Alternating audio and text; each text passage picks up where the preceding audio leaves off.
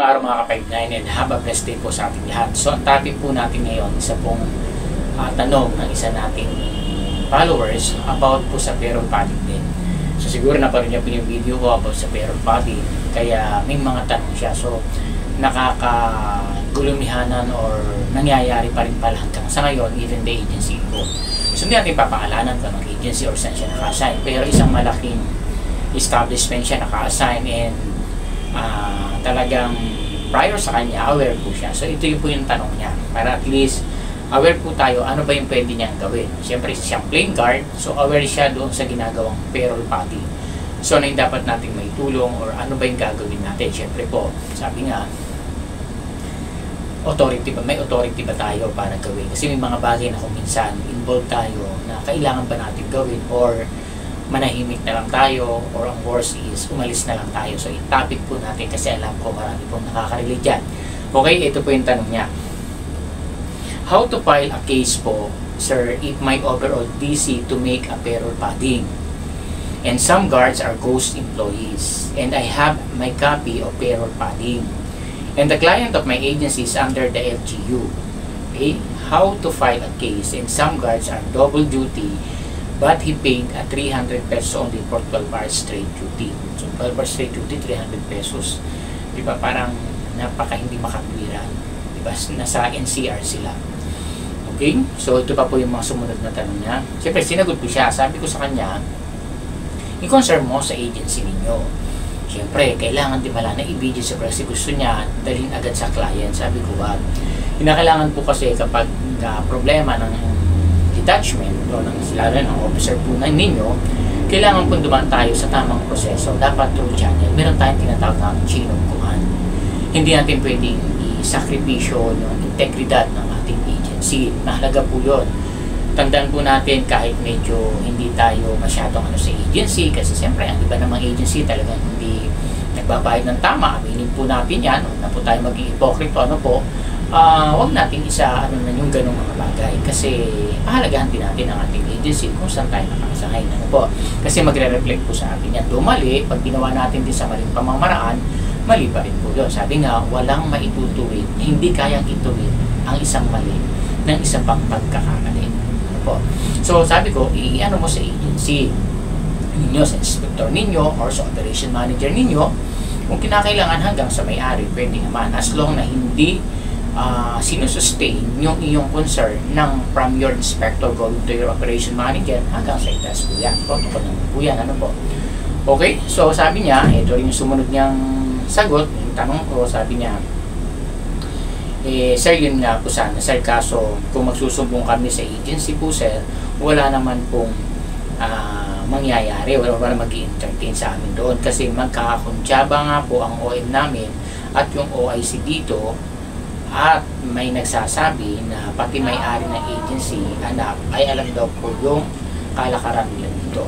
So, yun na, sabi niya, kahit nga doon yung mga operation nila, sa agency, even the owner of the agency, kahit mga anak, alam yung nangyayari ng kalakaran.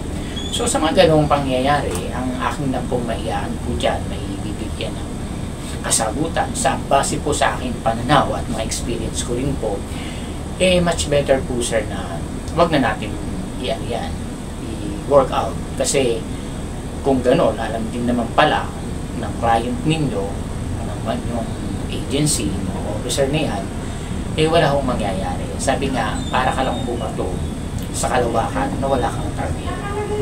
Diba? Nag-thrown ka lang ng anything, wala lang. Parang gano'n. So dapat, pag gagawa tayo ng mga solution, dapat alam natin, meron tayong patutunguhan.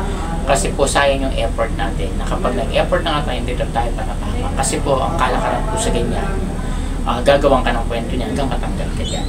Diba? Kasi ano yan sabi nga sa 48 laws of power na aking binabasa is, do not outshine the master. Diba? Sabi nga po, huwag natin aanihin na ma-touch kung sino man yung karapat dapat, kasi they're authoritarian. May mga ganyan, hindi kasi natin alam ano yung mga reason yan. Bilang plain guard, dapat doon lang po tayo sa ano yung dapat natin gawin. We have to suggest sa ating officer, or kung alam mo naman ginagawa niya, kasi minsan marami ding officer na ganyan na kumita lang, magkapera lang, Dapat po hindi ganun. Kasi may part po, hindi na tayo nagmamalinis or something, ayoko talaga sa mga ganyang sitwasyon na kukuha ka gaganansya ka sa maling paparaan, lalo sa trabaho mo pa. Kanya-kanya po kasi ng pananaw yan eh. Basta po sa akin, ayoko po ng ganun. Marami ang pinanggalingan ng mga detachment na kung pera lang pag-uusapan. Meron, pero sabi niya, hindi bali ka ng maluko minsan eh, di ba? Kaysa naman ikaw ang gumawa ng hindi maganda. Although hindi nila alam na mga ganun nangyayari, pero alam mo sa sarili mo kung ano yung totoo. Yun lang po yun. So, ibig sabihin po, wag na.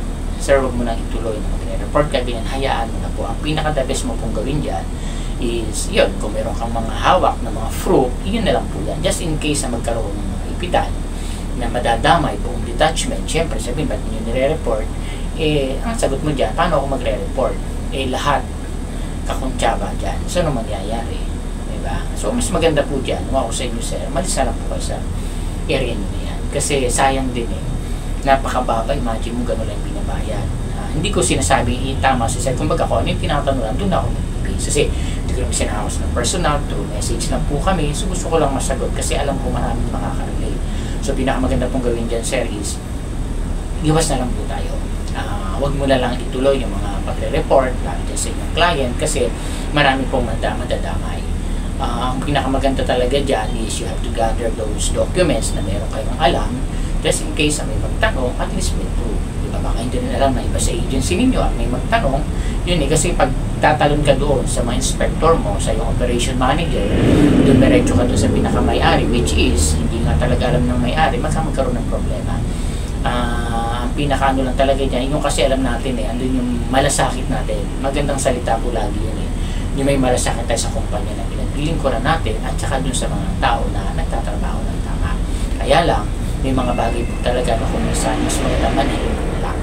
Kasi baka magkaroon lalo na malaking problema. Kasi hindi tayo yung authority na gumawa ng mga ganong moves, lalo tayo playing card, baka higit tayong mapahamak, especially. Kasi pag gumawa yan sila, may mga ano yan, may pang-counter yan. May pang-counter attack yan. Na alam nila kung saan sila lulusot. Kasi pag gumawa ng mali ang isang tao, merong agad solusyon na gagawin yan. Kaya yun yung mahirap po. Tayo hindi tayo aware.